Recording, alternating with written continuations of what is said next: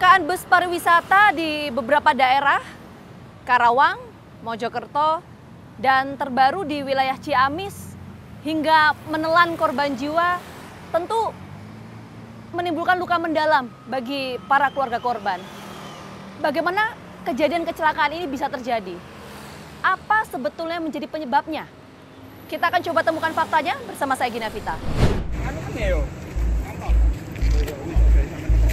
Oh siap, oke.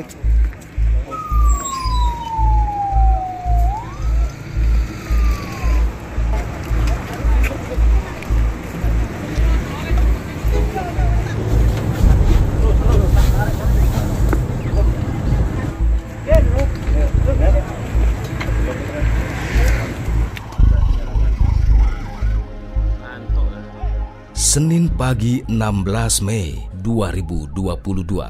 Duka menyelimuti sejumlah korban kecelakaan bus wisata di Tol Mojokerto. Tak ada yang menyangka bus yang membawa 33 penumpang rombongan wisatawan ini berakhir dengan tragis. Bus ini membawa wisatawan dari Benowo, Surabaya. Rombongan ini berwisata dari Surabaya ke Jawa Tengah. Saat kejadian, bus tengah melaju kembali ke Surabaya untuk pulang. Tapi kenyataan berkata lain, sebagian penumpang tak kunjung tiba di rumah, melainkan bus pariwisata Ardiansyah menabrak tiang variabel message sign atau VMS di kilometer 712.400A Tol Surabaya Mojokerto. Dan inilah gambar ketika peristiwa naas itu terjadi.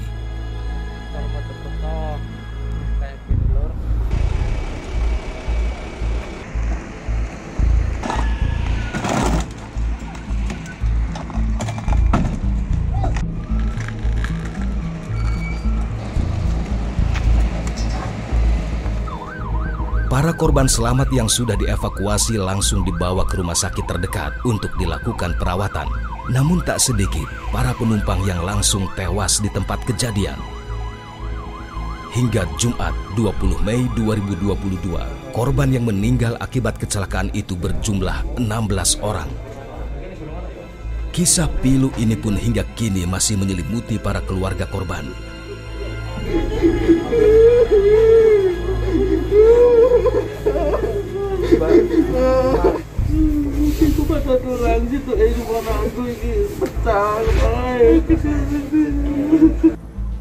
Barang-barang yang hingga kini masih tersimpan di Polres Mojokerto Kota merupakan barang korban bus naas itu. Ika merupakan salah satu keluarga korban yang kami temui saat dirinya melakukan pencarian barang keluarganya yang selamat. Kesedihan Ika pun masih terus tergambar ketika dirinya menceritakan bahwa ia kehilangan 3 orang anggota keluarganya yang ikut dalam rombongan itu. Lagi cari barang korban atas nama siapa, Mbak? Febrio. Febrio juga ada yang meninggal. Saudara juga ada yang meninggal. Berapa orang berarti total, Mbak?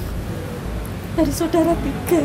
Dari saudara 3. Jangan tanya, Mbak. Oh iya.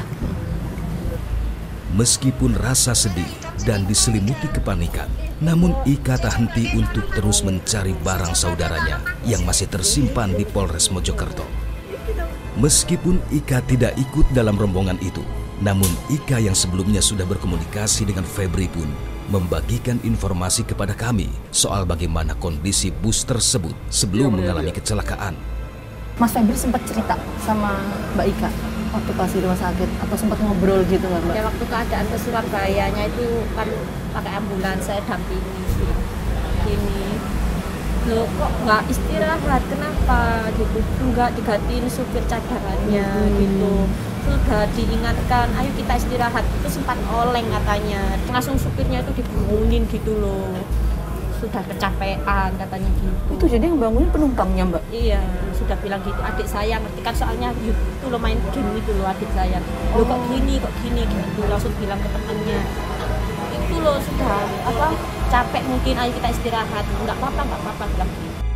Febri adalah salah satu keluarga Ika yang selamat dari peristiwa tragis itu. Hingga kini Febri masih terbaring di rumah sakit untuk mendapatkan perawatan.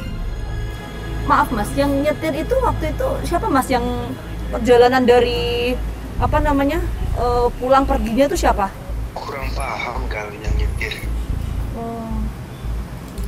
Namanya Tapi nggak tahu. sempat ada ini pergantian supir gitu, betul Mas? Iya katanya sih ada. Pergantian supir itu di mana Mas kalau boleh tahu? Pas lokasinya di mana? Terus area Ngawi kalau nggak salah, lupa. Oh Ngawi, itu baru pergantian supir ya di situ ya. Tapi sebelum pergantian supir tuh perjalanan lancar Mas? Lancar-lancar aja. Setelah ada pergantian supir itu juga lancar aja atau gimana? Ya itu ya. Kurang paham sih. Soalnya saat itu saya posisi tidur. Oh posisinya tidur. Iya, posisi tidur. Yang Mbak Iya, Ika yang cerita itu. adik yang satunya tangganya ini, tangganya gitu. Tangganya bilang gitu loh, katanya sempat oleng gitu, terus mau istirahat nggak jadi diteruskan. Gitu. Tapi di dalam bus itu ada orang atau penumpang-penumpang pada ngomong apa udah Pak istirahat aja itu gitu Mbak ceritanya atau Enggak, gimana? ya kayak perasa aja katanya gitu, cuma perasaannya aja gitu. Tapi ngomong langsung nggak ke supirnya waktu itu? Enggak, yang supir yang tidur. Oh.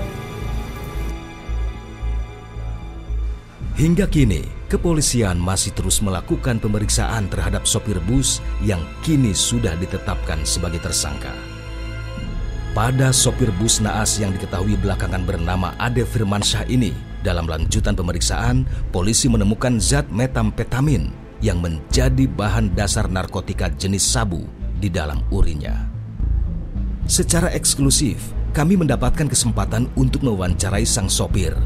Dan inilah pengakuan Ade Firmansyah, pengemudi bus naas itu, yang diketahui belakangan ternyata Ade Firmansyah tidak memiliki surat izin mengemudi atau SIM B pada saat kejadian. Tapi waktu itu gimana Mas? Kondisinya sekarang Mas? Siap nggak? Siap nggak? Saya di sini nggak apa-apa Pak? Oke siap.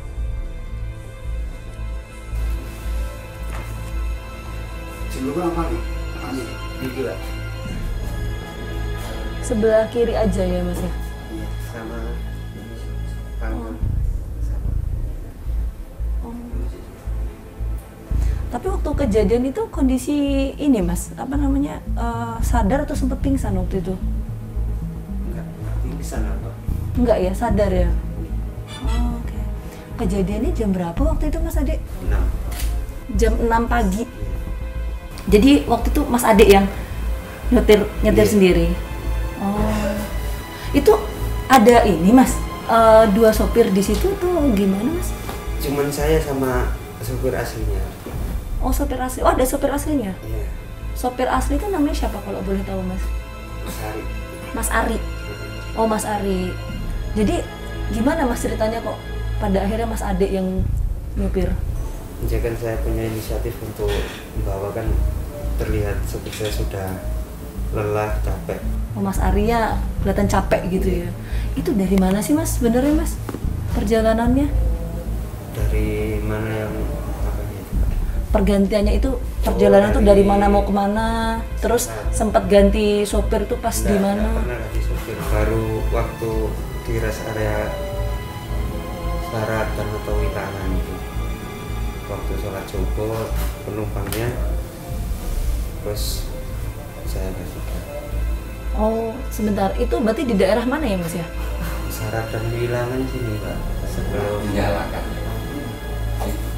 sebelum Nganjuk itu. Oh sebelum Nganjuk. Oh gantiannya di situ ya? Iya, Oh itu dari mana mau kemana Mas ceritanya Mas? ke Surabaya. Mau ke Surabaya? Iya, pulang ke Surabaya Penowo. Oh pulang ke Surabaya dari Wonosobo. Wonosobo. Nah dari Wonosobo itu yang nyetir Mas Ari berarti. Oh Mas Ari sempat ngomong kalau capek nih saya gitu. Ya enggak, inisiatif itu. Oh inisiatif. Itu gimana Mas ceritanya Mas waktu itu? Kejadiannya. Heeh. Saya seliut, ngantuk, terus saya sadar ban sebelah kiri saya itu turun jalan, akhirnya punya niatan buang ke kanan, nggak tahu udah kejadian. Waktu itu kira-kira berapa Mas? Waktu pas nyetir itu kecepatannya berapa sih kira-kira? Sekarang 80 km-an. Oh, terus tiba-tiba ngantuk gitu Mas? Iya, tiba-tiba slip gitu aja. Mau sadar udah turun aspal banyak. Saya niat buang kanan, ternyata udah situ. Mas bisa digambarin nggak sih waktu pas kejadian itu sebelum 2 menit ya sebelum kejadian itu kondisi di dalam bus itu gimana? Ya, Misalnya penumpangnya gitu. Ya, saya lihat di spion tengah itu penumpangnya ya tidur semua, Mbak. Penumpang tuh tidur semua? Iya, tidur semua. Terus waktu itu 2 menit setelahnya bung langsung ya? Iya. Nabrak apa sih itu Mas? Papan ini ya? Papan elektronik Iya, atau apa? papan reklame atau apa itu? Oh, apa Pak? Papan tiang. Kalau bahasanya VMS, VMS. Badan Musik Sing. Terus habis itu setelah kejadian Mas nabrak itu Kepental. ini penumpangnya kepental. Saya nggak tahu penumpangnya. Oh. Saya kan kepental keluar. Oh, Mas kepental keluar. Oke. Terus kondisi penumpang waktu itu gimana Mas? Haus, Mbak. Yes, saya lihat dari kejauhan aja, Mbak. Ada yang ya lihat berdarah sini. Terus sampai ambulan datang itu saya dinaikin ambulan. Udah. Mas ini memang kerja sehari-hari, saya bilangnya sopir atau apa Mas? Kernet. Kernet ya? Iya. Oh kernet. Mas tapi punya SIM? Sini. Saya coba. Oh SIM A? Oh kalau untuk yang mengemudikan B. bus? Harusnya pakai B. Iya, yang untuk mengemudikan bus nggak ada? Nggak ada. Oh nggak ada.